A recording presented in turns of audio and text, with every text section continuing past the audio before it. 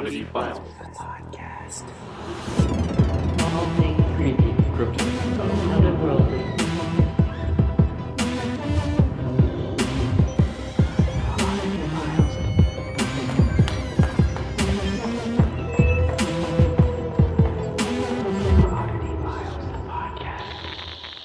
It's our 20th episode. Woo, we're almost 20. drinking age. Oddity Files, The the podcast. turns 20 weeks old. Oh, now I'm going to drink some wine because we're not quite legal yet. It's okay. You're at your own house. You're allowed to do that, right? I don't know. You could do that shit overseas when we were there a couple weeks ago. True. 18, right? 20 episodes. Jesus, what the hell have we been talking about for 20 Crazy. weeks? Boy, we must think we're so important. We must. We are. But stories, they still aren't hard to find. They're not. There's so much shit out there. And I just found a new, Netflix show, and I should probably remember the name, but I don't because I'm Alzheimer's years old, about just weird shit, aliens, just unexplained stuff that happens all over the world. And I cannot wait to check it out. It was in the just added season 2. Speaking of just added season 2. Look at that segue, motherfuckers.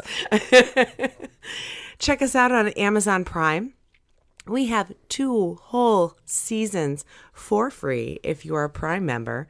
Just add Oddity Files to your watch list and get your binge on.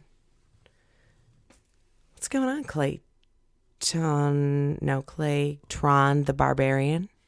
That's not going to become a thing. It's not going to stick at all. It's too hard to say. Not too much. Actually, so the jet lag has gotten better, but I'm listen, still I blaming might use that as an everything on it. excuse. Yeah, for sure.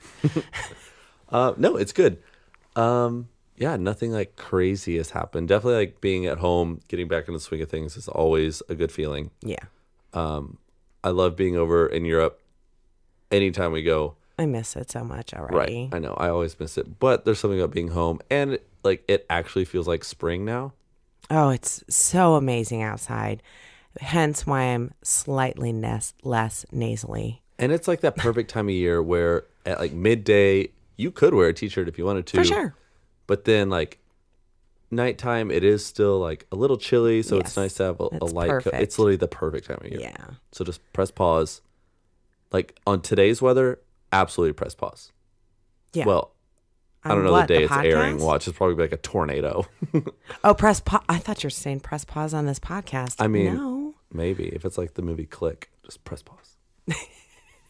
Press pause on Amazon Prime so you can enjoy the sun. Then come back in and get your binge on. Yeah, y'all are going to get so sick of hearing that shit. Wow. There is something. This is 2 weeks in a row. I think it's the podcast room. I haven't You haven't coughed once. I haven't because I'm on allergy pills now. That's what it is. Again, with the perfect time of year Yes. comes the not so perfect allergies. So, remember how last week we talked about whether that Bigfoot show needed a live podcast? Oh, yeah, for sure. Ever since Horror Hound, I've really wanted to do another live podcast. Oh, my gosh. I feel like it was like a good warm up and got like our jitters out, but now I just really want to do one. I already have people asking me if we're going to be in Horror Hound Indy. Really? Yes. We should do it. Trev. Wait, we haven't told people why you ditched me at Horror Hound. Oh, we haven't. And I haven't given this podcast a plug in a very long time, which I should have because I do almost every week. I went to go see My Favorite Murder live in Indianapolis 2 days after we did our first live podcast. I was like, why? Because again, with the day job, I was like, why can't you work this weekend? And she was like, well. I was like, bitch, please. I'm talking some Karen Kilgariff and some Georgia Hardstark right now. They were fucking amazing. That place was packed. I bet. They were so adorable. And I splurged for the meet and greet. Oh, I fangirled so fucking hard. But because of what we do with the photo op process, it was pretty much a photo op. And I've done like meet and greets after things at the Miura / the old National Center, whatever the hell it's called. Right. I went and saw the Mythbusters there. Oh, that's right. And Yeah, it was yeah. pretty much just a photo op. You pop up, you get your photo, you walk out. They kind of talked beforehand, and then you did that. This was the longest damn photo op line I ever stood in because it was literally a meet and greet. Yeah. You got to say hello. First, you handed your phone over to Vince, George's husband, and he's taken all the candids the entire time on your phone. God love Vince. But they were so amazing. And I'm like, look, I meet a lot of celebrities, but you guys are the biggest deal in my book ever. And they're looking at me like, bitch is crazy. Right. And I'm like, so I gave you this little gift. I don't know if you're going to see it or anything, but I put together your first ghost hunting kit. I gave them a K2, one of our little 4x6 cards with our show on it, some Palo Santo that you can burn and clear negative spirits, and a little planchette that I had made that I have this resin mold for. And Georgia looks at me. She's like, oh my God, that was you. I've already taken a picture of it. I'm like, yay. And they started asking me about the K2s and stuff like that. And I was so nervous. I don't even know if I answered their questions or not. Like the K2, it's really loud. It goes over radio stations. Yeah, exactly. No, I think I said, allegedly, spirits carry electronic blah, blah, blah, blah, blah, blah. It sounded good at the time, but I'm sure they're looking at me going, bitch is crazy. It was a lot better than you think in your head. They were adorable. And I posted pictures everywhere. But they, in turn, which is in this little podcast world, they being the stars that they are is a huge deal. Georgia took that picture. Yeah. She took of my little kit with our little 4x6 card that says Oddity Files on Amazon Prime and Oddity Files, the podcast. And she posted it on My Favorite Murders stories. I love those girls so much. I know. It was so cool. And actually, one of DJ Jimmy's friends, like best girlfriends, who is a huge fan of that podcast. I thought I was your best girlfriend. Anyway. Like said something about it. Oh, really? Yeah. Oh, my gosh. It's just so crazy. It was so cool. And actually, standing in line for this meet and greet, the Horror Hound episode, we had Hannah on. She had told us her quote-unquote hometown because I can't come up with a name for it. I completely ripped it off of My Favorite Murder.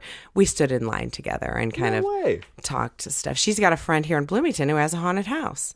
So we need to get on that shit. I know. Yeah. The last home investigation that we did was crazy.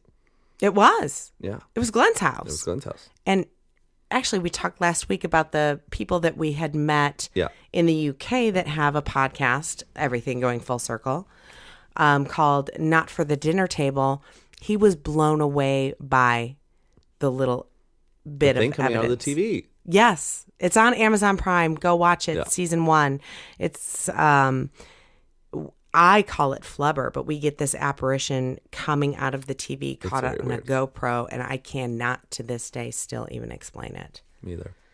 Nuts. So talking about full circle, I have a paranormal in the news.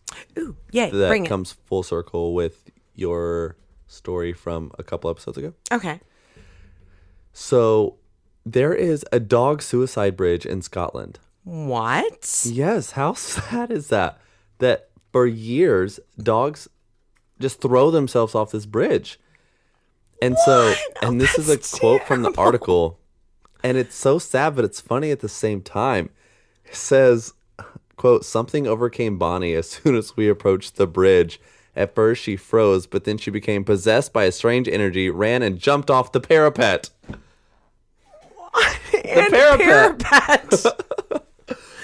I was like, oh, I know what a parapet is. I know, right? But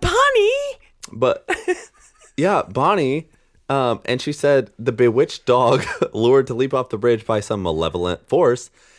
The malevolent force is the bitch face of this episode. We're just putting that out there. Bitch face Bonnie. Bitch face devil Bonnie. No, it wasn't Bonnie's fault. That's true. Because puppies are perfect. But she was like, it sounds like a preposterous scene straight from an old Twilight Zone episode. But get this dog is one of hundreds of dogs in Scotland that have just thrown themselves off this bridge, and it all started back in the 1950s, and no one really knows why. But it's like just north of Glasgow. Glasgow. I am sitting here with my mouth agape. Yeah. But it's literally a 50-foot gorge that dogs just throw themselves from. Well, get this, Bonnie survived. What? I know. Bonnie's awesome. She says, quote, I was sure she was dead. Well, of course. But it was a miracle that she survived. Oh, Bonnie, we love you.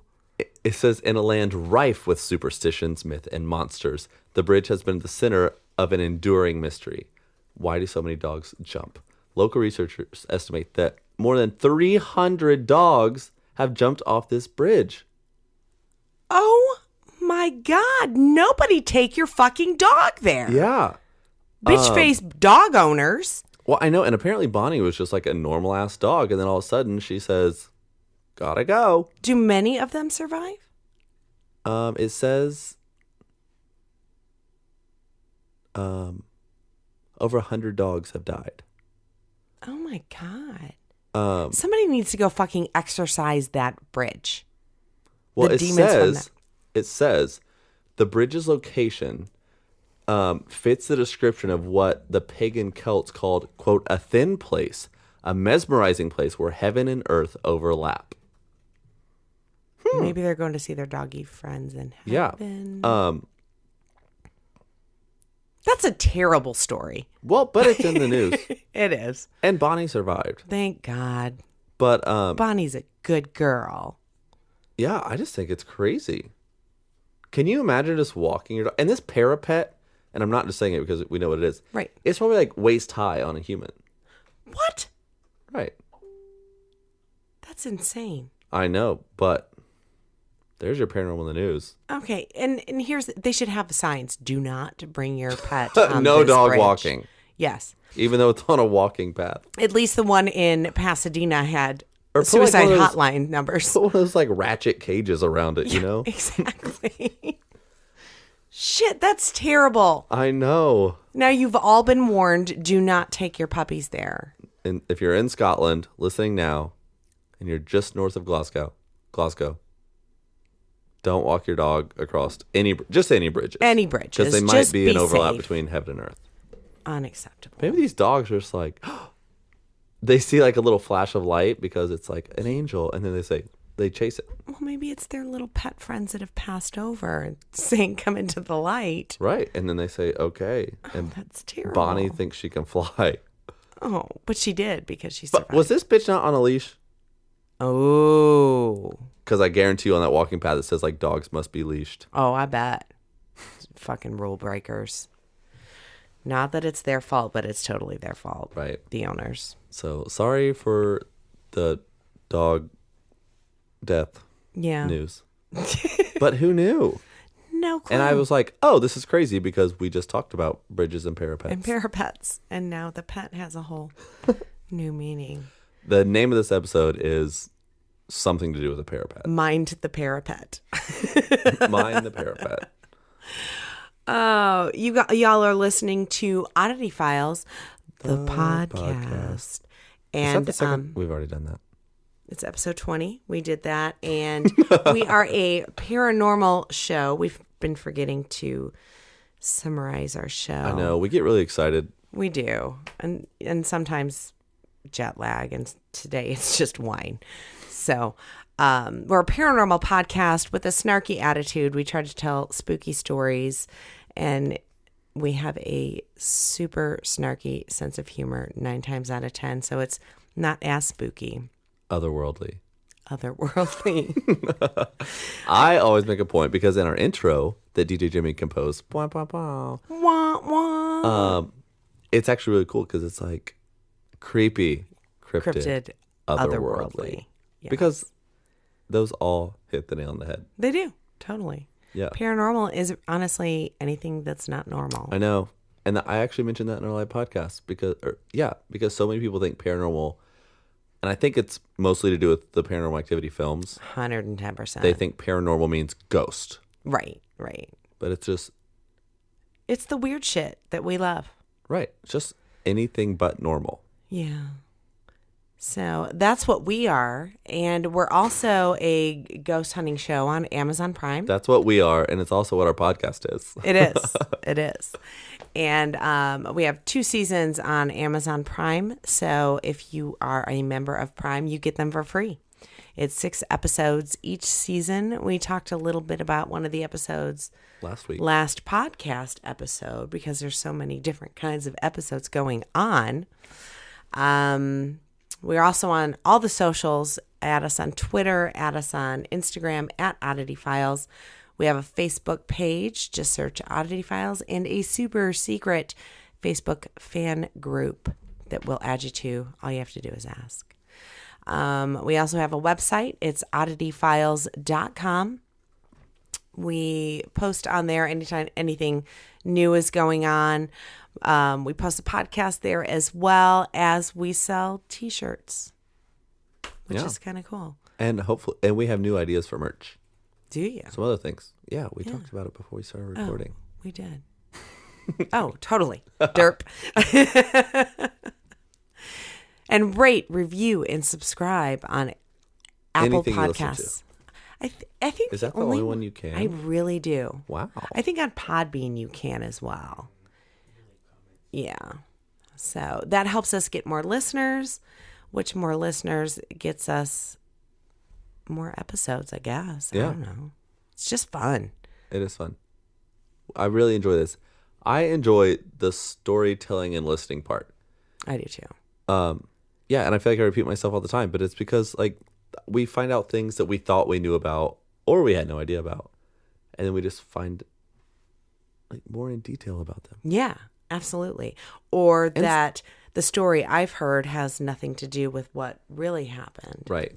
And just there's some crazy stuff out there. So earlier this week, we kicked off our season 3, mid-season 3.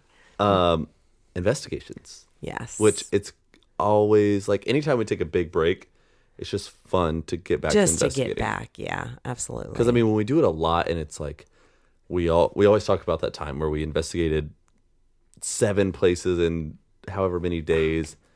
And Those after are that, scary. it just gets draining because, again, we go in saying, take our energy, use our energy. But when you do it too much, it's okay, don't take anything. There's nothing left. Right. Yeah. But when you take some time off and you go back into it, it's just really exciting. So, it is. And we've got 2 this month, which is reasonable. right. But the next one, oh my gosh. Oh, it's like my Christmas. God. I have an advent calendar. I need one. That's how exciting. It's literally the building, and I've been opening the windows to it. Wine bottles come out. That sounds like heaven right now. I'm just saying. Yeah, I'm super excited. It's been good to be kind of back at it, and I know people are already asking us when we're going to add season 3, and we have to finish filming season 3 before we can release it. So Yeah, but it's going to be a good one. it will be a good one. Because we can't give anything away from our recent investigation, but good times. How about Story Inn, though? Dude! So I didn't even tell DJ Jimmy this. there's this place that we've investigated. Actually, the last time we investigated, it was for an episode. Mm-hmm. 1, nothing happened, which is weird for that location because we had been there before. I scared the living shit out of you. Yes, you did. 2, half of our footage just disappeared. Anomaly. Yeah, so it never became an episode. If you've seen the little GIF I've posted where I say words are so fucking hard, that was filming outside of Story Inn. But the entire town of Story Inn is for sale. So I'm looking for a sugar daddy to come in. So we're going to start a GoFundMe. Dude! To buy. We totally should. Did it have a price point? I didn't know. Not that I saw. I mean, we should. Because, we don't make any money doing this. We should start a Patreon. I don't know. Something. I mean, how much does a town like that cost? I mean, it's 1 person lives there. It's a tourist attraction. And she's not joking. Literally, it's population 1. Yeah. There's not even a stoplight, possibly a stop sign. No cars, just horses. No. And it's right down the street from like Indiana Stonehenge. Oh, yeah. We found out last time we were there. No, seriously. No, wait. I mean, it has to be more than I'm thinking. If you had to guess, what would you say? 2 million. For a town? I mean, that's being polite. It's more like a camp. Well, it's a tourist attraction town. That's true. And I'm not throwing shade. Let's just cut out my shady remarks towards the town. Yeah, 2 million is probably about right. Yeah. And honestly, when I saw that, and I think last episode I referenced this as well, but it totally made me think of Schitt's Creek, where they buy the town and then they go bankrupt and have to go live there. So maybe GoFundMe is a really good idea. We could start a cult in Story, Indiana. Oh, gosh. Well, have fun. Send me like newsletters. As long as that restaurant stays open. The breakfast place. Excellent food. Yeah. Yes, I am down. I know. I don't know if we want to have a town. Yeah. Can we just buy Story Inn? That would be amazing. That's paranormal news part 2. That's also paranormal news. This episode. Paranormal real estate. Paranormal. Oh, that's a business. A TV show. HGTV, call us. Dude, call us. We got you. Oh my and then we can renovate it. gosh. Well, we certainly won't hire your renovator from your house, Clayton. No, but for real, that's such a great idea for a TV show. That would be amazing. Because think about all over New Orleans, like on the. Shh, don't talk anymore. You're right. Agents, call us. We got stories. We have ideas that our listeners don't know now. Yeah. Guys, keep your mouth shut. We trust you. TJ Jimmy, leave this in. Just bleep it out. So Just a like constant they know something's happening, but they don't know what it is. Speaking of you listeners, Please. I just want to tell you how much we fucking appreciate you. We do. And just week after week, seeing more and more interaction with our social medias and all that stuff. It's just exciting that people are actually listening. And I feel like everyone with the podcast says that, like it's exciting that people are listening, but it really is. It totally is. One of my favorite comments on one of the socials was, this kind of stuff scared her, but we put just enough humor in it to where she doesn't have to listen with the lights on. On. Right. On. You know what I mean. She doesn't have to have the lights on. Yeah, which Right. was fun. And another one was, I came for Norman Reedus, but I decided to stay. Well, Well, thanks, Norm. wow, we've gone well past our banter point. We're at 25 minutes. Jimmy, figure something to cut out. I remember that I went first last week with the Psycho car. Little bastard, bitch Little face. bastard. Yeah. So I have a story that, exactly like you were saying earlier, I didn't know a whole lot about, but I've always been intrigued. It's the Lalaurie Mansion. No way. With I hate how we do this to each other. do what? You'll know when I tell my okay. story. So, with both Clayton and I being so obsessed with American Horror Story series on television, it was time to dive into some of the real life stories that pop up in the series. And this kind of comes up because we had one of the most amazing American Horror Story reunion photo ops for me in London. Mm-hmm. It was so great to meet Dylan McDermott, and we love Dennis O'Hare and Alexander Breckenridge. So that's why I was like, this was kind of a last minute story I had to throw together. I didn't know what the fuck to do. So I was looking at my photo ops. I'm like, oh, there we go. This one has always intrigued me, with stories of Anne Rice living in the mansion while writing some of her books, to Nicolas Cage purchasing the mansion for over $3 million, thinking it would be the perfect place to write his, quote, great American horror novel, unquote. He later lost the home in a financial downfall that some claim was caused by the, am I pronouncing it right? The Lalaurie curse? Lalaurie. I'm not going to add French. that. Yeah. I call her Delphine anyway. It's that's fine. perfect. I just really like saying Lalaurie. Yeah, I don't have the tongue roll when there's wine involved. So unless it's nope, it's gone. Rico Suave. Here's a little background on why the place is so haunted. It was built in 1832 for Dr. Louis Lalaurie and his sadistic wife, Delphine, who it turned out was horribly torturing slaves in gruesome ways and keeping their broken and dismembered bodies chained and caged in the attic. She's crazy. Bitches be crazy. Bitch face Delphine. Bitch face Delphine. The outbreak of a fire in 1834 led to the discovery of her torture chamber, and the family fled and were never charged. So let's go a little more in depth. Marie Delphine McCarty was born in Nolens on March 19th, 1787, as one of 5 children. And we're going to skip forward again to the good stuff. On June 25th, 1825, Delphine married her 3rd husband, physician Leonard Louis Nicholas Lalaurie. What a name. All the middle All names. the names. Who was much younger than she. You go, girl, kind of. In 1831, she bought the property at 1440 Royal Street, which she managed in her own name with little involvement of her husband.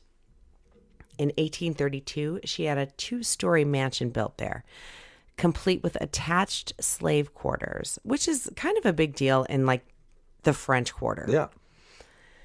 She lived with her 3rd husband and 2 of her daughters from a previous marriage and maintained a position in New Orleans high society. The Lalauries maintained several black slaves in slave quarters attached to the Royal Street Mansion. Accounts of Delphine's treatment of her slaves between 1831 and 1834, tales told by New Orleans residents, claimed that her slaves were observed to be singularly, quote, singularly haggard and wretched. However, in public appearances, Delphine was seen to be generally polite to black people and concerned for her slaves' well-being, which is kind of a hearsay. Yeah. So some people were saying this and some people were saying that. Other tales of Delphine's cruelty that were current among New Orleans residents back in the day go a little something like this. Stories say that one of Lalaurie's neighbors saw one of her slaves, a 12-year-old girl named Lee, spelled Lia, which I thought was very pretty, fall to her death from the roof of the Royal Street Mansion while trying to avoid punishment from Delphine. Lee had been brushing Delphine's hair when she hit a snag, causing Delphine to grab the whip and chase her. The body was subsequently buried on the mansion grounds. This incident actually led to an investigation of the family, which they were found guilty of illegal cruelty and forced to forfeit 9 slaves. How the fuck did they end up with more slaves after that? Because in the time and money, it didn't matter. That's a terrible story. Okay, another story is that Delphine kept her cook chained to the kitchen stove and beat her own daughters when they attempted to feed the slaves. Oh my gosh. Bitch face Delphine. On April 10th, 1834, a fire broke out in the mansion on Royal Street, starting in the kitchen. When the police and fire marshals got there, they found the cook, a 70-year-old woman, chained to the stove by her ankle. She later said that she had set the fire as a suicide attempt. Whoa. Because she feared being punished. Fucking bitch. Firemen responding to the fire attempted to enter the slave quarters to ensure that everyone had been evacuated, which was in the attic. The slave quarters were in the attic. Upon being refused the keys by the family, the responders broke down the door to the slave quarters and found 7 slaves, more or less, horribly mutilated. Mm-hmm. The slaves were both male and female. Some were fastened to the walls with cruel chains. Others were restrained on makeshift operating tables. Others were confined in metal cages, hardly large enough for an average-sized dog, so not our dog size. Laying all over were human body parts and pails containing organs and several heads. Yeah, she's crazy. A lot of people thought, because again, she is a character in season 3 of American Horror Story, the Coven season, and a lot of people thought they were like over Hollywoodying. Yeah. The like when she would go up into the attic and like essentially like torture her slaves. Yeah. But they actually like softened it. Yes, for sure. I don't think she actually bathed in the blood of her slaves, though, because I kept looking for that. Yeah. I think that was like some French queen that used to do that. Or the whole Anne Rice thing. Who knows? So arranged on the shelves, which hung from the back wall, were scientific specimen jars holding grisly souvenirs such as body parts and organs. The cook stated that the slaves taken to the attic never came back. The theory is that her husband, Dr. Lewis Leonard, had a hand in the torture is false. Apparently, he'd grown frustrated with Delphine herself. From overall primping to her crazy-ass mood swings, that he actually moved out of the mansion months before the fire ever happened. Whoa. Which is interesting because you think with the like doctor's table that he would be a part of it. And I think that was a huge probably story why as it was well. like a rumor, yeah. Allegedly, he'd been forced to marry her after getting her pregnant. From all accounts, which have survived, Louis was not nearly as enamored with his older wife as Delphine had been with him. Before their marriage, a surviving letter from his brother to Louis expressed the brother's extreme disappointment that pretty much Louis had been unable to keep his, quote, manhood, unquote, in his pants and was now forced to marry the worst woman in town. Sounds a lot like true love. Not. Several weeks after the evacuation of the Lalauries' slave quarters, police claimed that 2 of the slaves found in the mansion had died since their rescue. They also stated, quote, "We understand that in digging the yard, bodies have been dug up, particularly that of a child were found," unquote. When the discovery of the abused slaves became widely known, a mob of local citizens attacked the mansion and demolished and destroyed everything upon which they could lay their hands. A sheriff and his officers were called upon to disperse the crowd, but by the time they had gotten there, the mob had left. The Royal Street property had sustained major damage with, quote, "scarcely anything remaining but the walls." The slaves were taken to a local jail where they were available for public viewing. Jeez. I've never heard this before. The New Orleans Bee reported that by April 12th, up to 4,000 people had attended the view of the slaves to convince themselves of their suffering. Whoa. It's like it was too crazy to believe. Yeah, they had to see it to believe it. Before she could even be prosecuted, Delphine fled New Orleans during the mob violence that followed the fire, taking a coach to the waterfront and traveling to Mobile, Alabama, and then to Paris. And that's pretty much where her story ends. Wow. A few years later, more strange events plagued the house, and it had become the center of rumors regarding the death of Jules Vignie. Vigine? That sounds like vagina. The eccentric member of a wealthy New Orleans family. Vigine lived secretly in the house. You said Vignon? Vignie. Oh. Vigini? Vign. GN is a nya sound. Nah, we're going Vigine because anyway, he lived secretly in the house from the late 1880s until his death in 1892. He was found dead on a tattered cot in the mansion, apparently living in filth. While hidden away in the surrounding rooms was a collection of antiques and treasures. A bag containing several $100s was found near his body, and another search found several $1,000s hidden in his mattress. Whoa. I don't know what I don't. That's pretty much all I have of that story, but it was too intriguing To leave out. Yeah. For some time after, rumors of a lost treasure circulated about the mansion, but few actually dared to go in and search for it. Now, over time, the house became, in turn, a girls' school, which, Right. a music conservatory, and became many other things, such as a furniture store, an apartment building, a haunted saloon, which, damn, I wish that was still there. And again, now it's a private residence.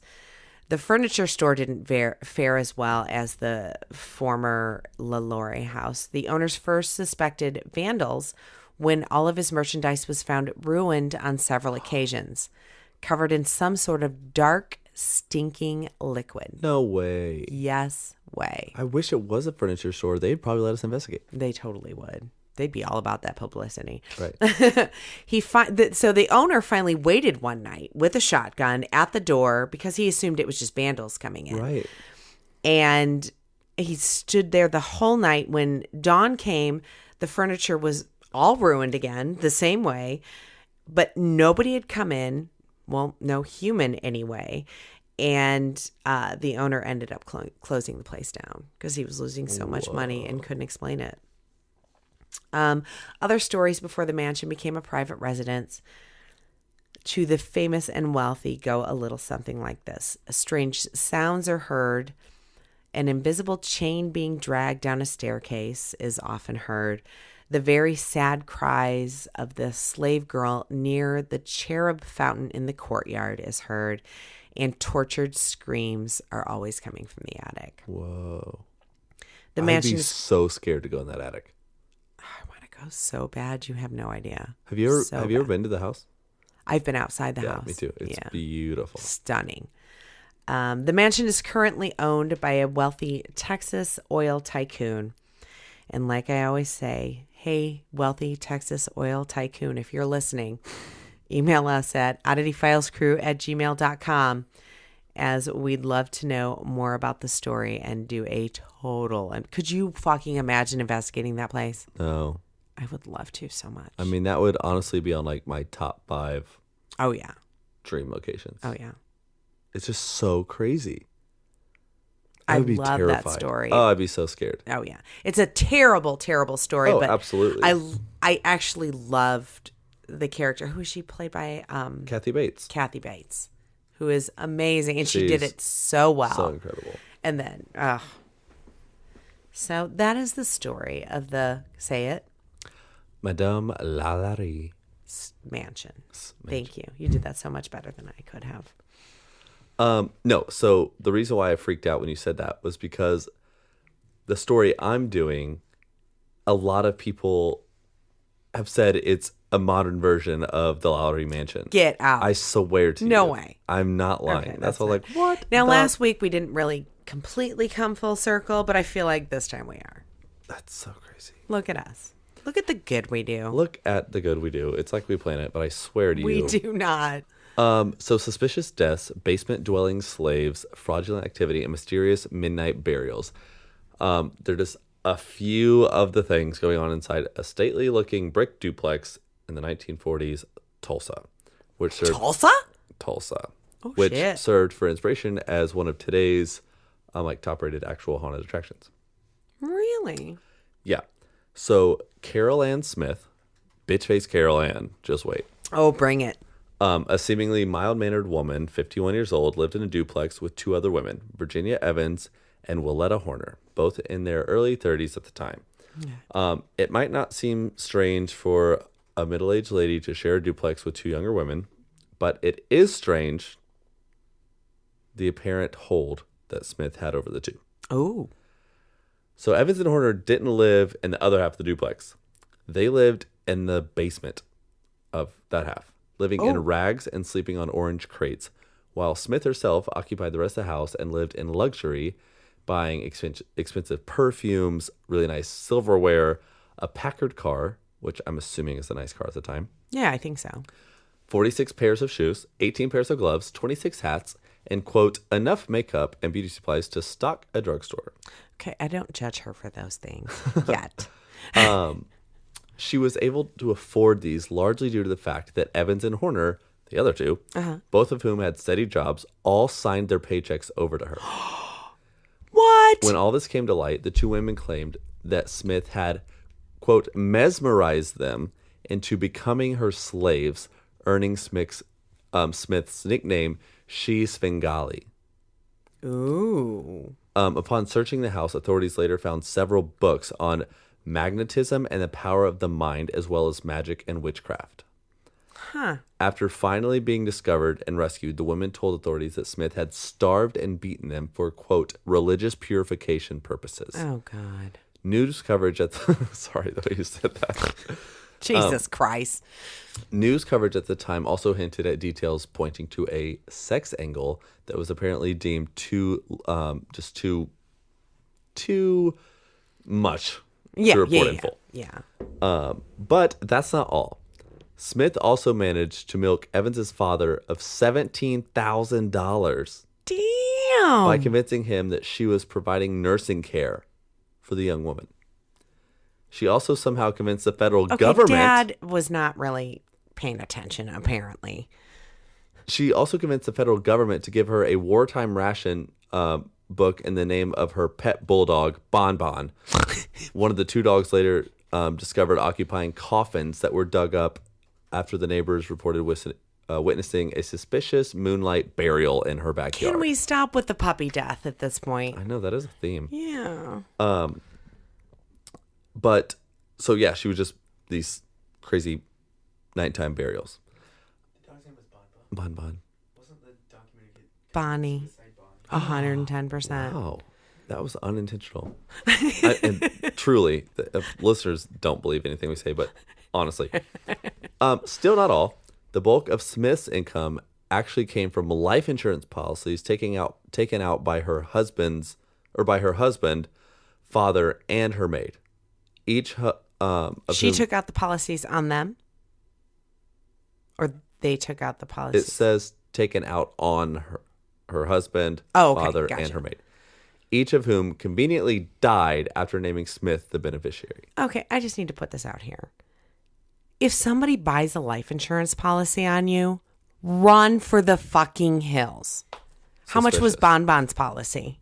I don't know. Son of a bitch. So, like, was Smith a serial killer? Svengali, like, think so. mesmerist, Or just batshit crazy? but, like, here's the thing. She had to convince these girls to... What is that called? The whatever syndrome. Like if you beat somebody down so much where they just... Stockholm syndrome. That's what I'm thinking. So, apparently, no evidence was ever found to support that she was, like, a cult driving psycho. Really?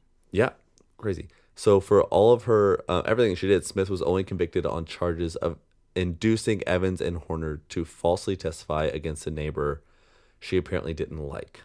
Well, it seems like a really stupid charge. She was also charged for mail fraud over the ward rations. For this, she only served a single year in prison. What year is this? 1940. No one's sure of what actually became of her after she served her short sentence. And not much else is known because the file kept on the house of the city was conveniently stolen. Surprise. As for the Hex house itself, it was demolished in the 1970s and is now a motherfucking parking lot. Oh, I bet it's a haunted fucking parking lot. Right. So I bet that car from last week was parked in that parking lot. Oh. So the basement where Evans and Horner were enslaved, however, reportedly still remains beneath the blacktop. And both the rock foundation and original front steps can still be seen around the lot. Oh, that's kind of cool. Yeah. The parking lot doesn't get much use, but... Because it's haunted. But when it is in use, there are reports of cars' lights coming on by themselves. Ooh. So whether or not the location is actually haunted, this all like is true, and I don't understand how it's not a bigger deal. I don't either. It's like, so when she was finally tried for this bogus charge, Yeah. did the girls escape? Yeah, well, and that's what they said. They let me try to find this because I found one where it was like talking more about what the girls actually said, but it just wasn't very good. Yeah, no, I get that. And she killed all these family members, and the coffins of the dogs were there, but did they find the bodies? Right. What was in the other like what was in everything else? Yeah, exactly. So it says neither the burials or the women in the basement nor her lavish lifestyle brought any attention to her. It was the war ration, Wow. because I guess you would receive like a ration book, which allowed you to purchase sugar, meat, cooking oil, and canned goods. When you bought an item being rationed, you turned in a stamp. Once you ran out of stamps, you needed to wait until the next month for more. The government determined that the number of stamps you received based on your household size, and Smith played by her own rules, imagine that, Yeah. and ordered 8 books herself. Oh, Bitch yeah. face. I'm just, yeah. If anything, of all the things that could have gotten her into trouble, she ordered too many food stamps. So in that area, the Lee Elementary School distributed the books, and when asked about who lived in the house, the local kids allegedly spilled the beans on her.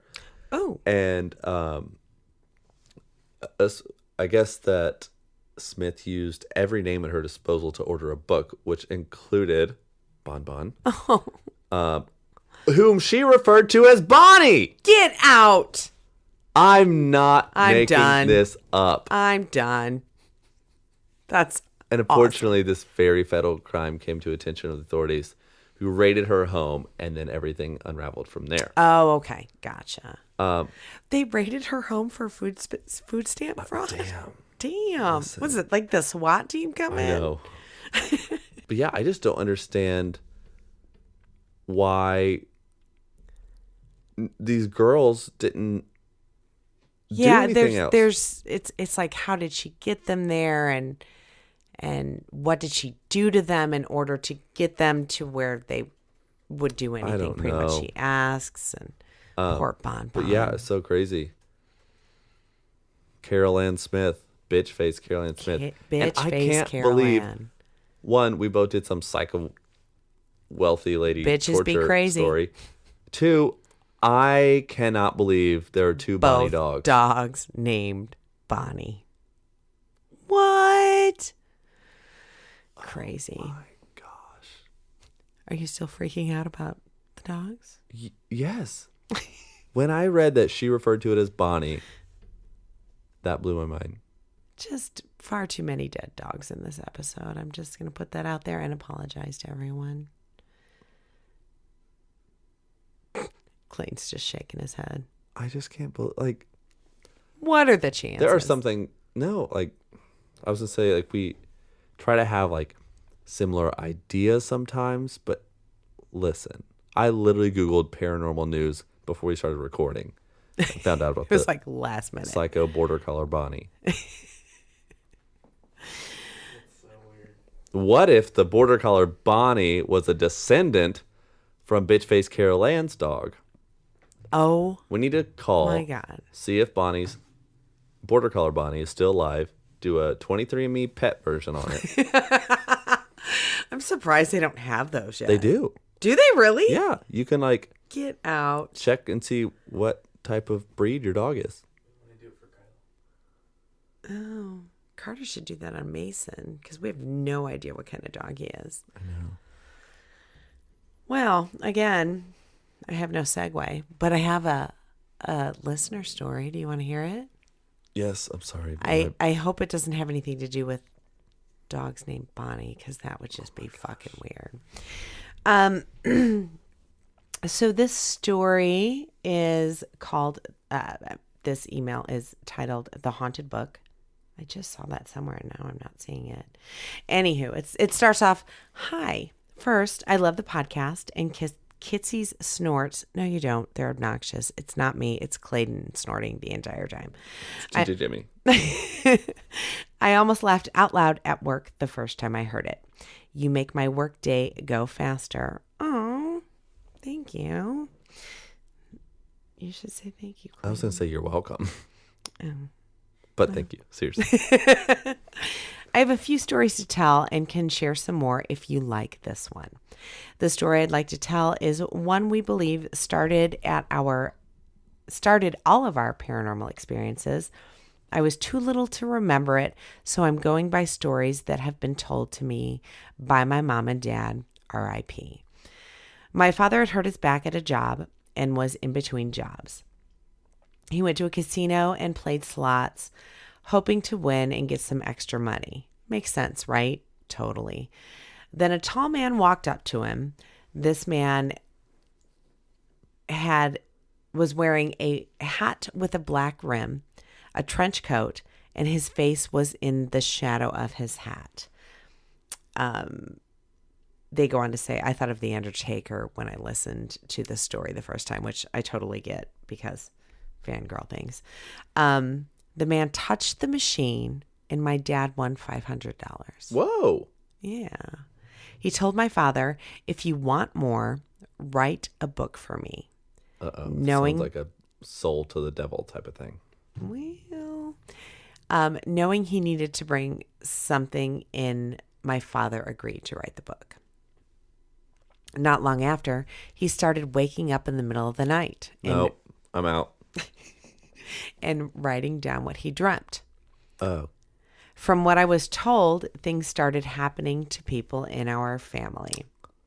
One example is my father was in the hospital after a surgery to fix his fractured disc in his back and started drawing the cover of the book, again, after a dream of what he was drawing. The same time, my sister and I were playing in our playroom. When we came running out, screaming, my mother asked what was wrong, and we told her that there was something yucky in the room. She went to check, but there was nothing. Later that day, we went to visit my dad and saw his picture.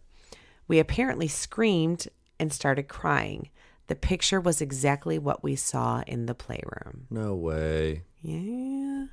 My mom told my dad, enough is enough. It's time to burn this book, and he agreed. So creepy.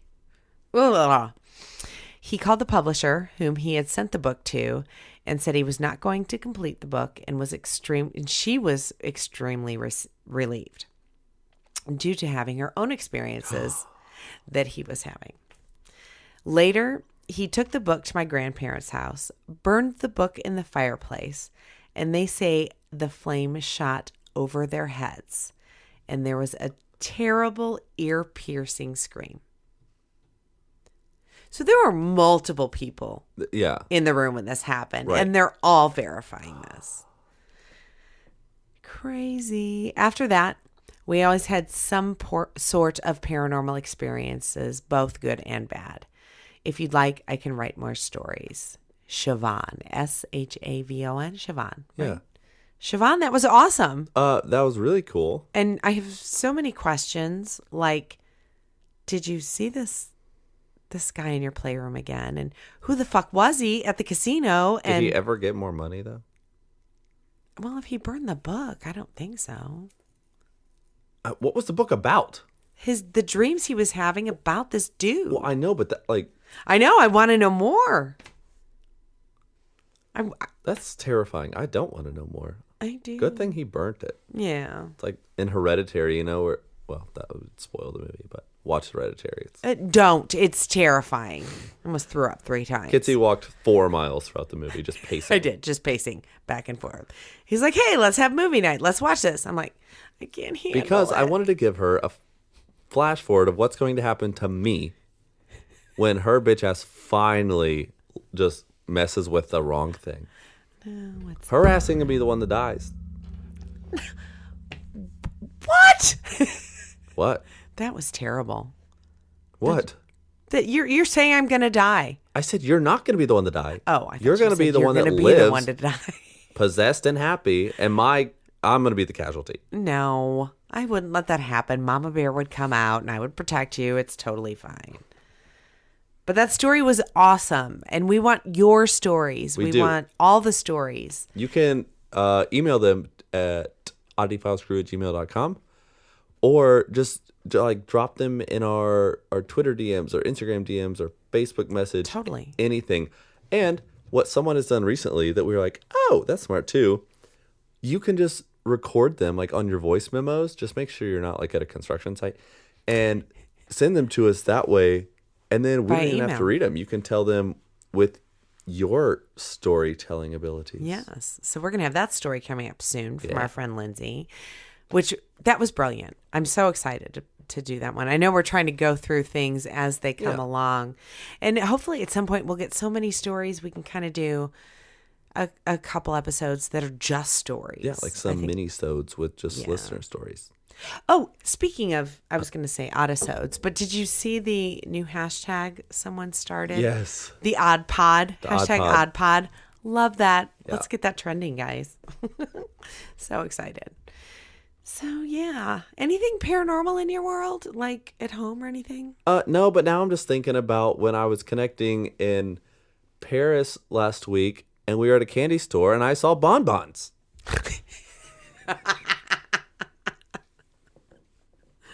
Well, If I see anything related to Bonbon or Bonnie or I'm jumping off a parapet.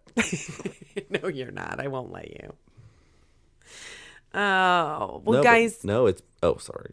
No, finish. I was going to say no, just in terms of... Aside from our investigation this week, nothing like... That's good. Right. It's always great when they don't follow you. Yeah. Preach. I know. Yeah. And I can't wait for more investigations later this month. It's going to be so much fun.